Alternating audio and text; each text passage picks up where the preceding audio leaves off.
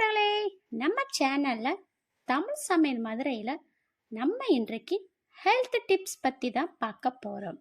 அதுக்கு முன்னாடி நம்ம சேனலுக்கு நீங்கள் புதுசுனா ஃபஸ்ட்டு சப்ஸ்கிரைப் பண்ணுங்க. அப்படியே பக்கத்தில் உள்ள பெல்கானையும் மறக்காமல் கிளிக் பண்ணுங்க. அப்போ தான் நான் அப்லோடு பண்ண வீடியோ உடனுக்குடன் உங்களுக்கு வந்து சேரும்.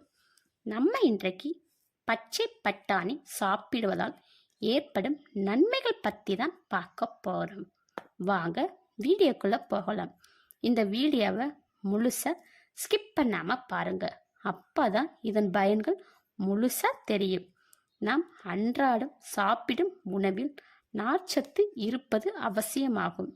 வாரத்தில் 3 அல்லது 4 முறை பச்சை பட்டாணி சாப்பிடுவர்களுக்கு நார்ச்சத்து அதிகம் கிடைப்பதால் செரிமான கோளாறுகள் ஏற்படாமல் தடுக்கிறது. பச்சை பட்டாணி உடல் எடையை குறைக்க நினைப்பவர்கள் பச்சை பட்டாணியை தொடர்ந்து சாப்பிட்டு வந்தால் உடலில் தேவையில்லாத கொழுப்புகளை குறைக்க உதவுகிறது. பட்டாணியில் வைட்டமின் ஏ, பி, சி, இ சத்துக்கள் உள்ளது. பச்சை பட்டாணியை தொடர்ந்து சாப்பிட்டு வருவதால் புற்றுநோய் போன்ற பிரச்சனைகளிலிருந்து விடுபடலாம்.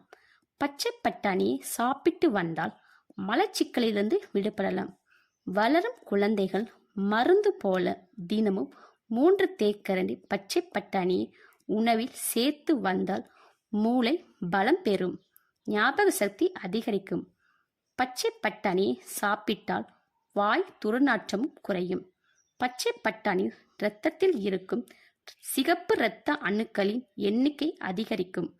பட்டாணியை தொடர்ந்து சாப்பிட்டு வந்தால் இரத்த சோகை ஏற்படாது.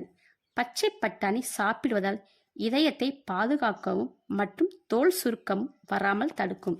மேலும் இது போன்ற ஹெல்த் டிப்ஸ் தெரிந்து கொள்ள நம்ம சேனலுக்கு சப்போர்ட் பண்ணுங்க. மறக்காம லைக் அண்ட் ஷேர் பண்ணுங்க. மேலும் சுவாரஸ்யமான ஹெல்த் டிப்ஸ் தெரிந்து கொள்ள கமெண்ட் பண்ணுங்க.